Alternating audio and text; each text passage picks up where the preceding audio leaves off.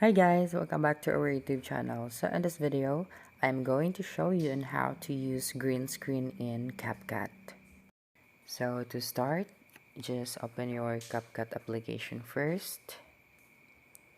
Okay, make sure that you have downloaded your green screen video, okay?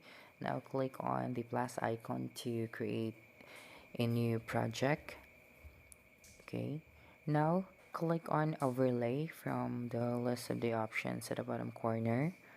Okay, and then choose the green screen video that you have downloaded. Now you can resize the video to make your object more clear and bigger. So for example, this one.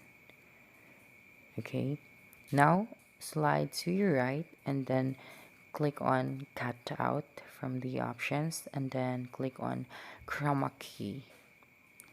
Okay, now drag this circle to your object. Okay, so like this.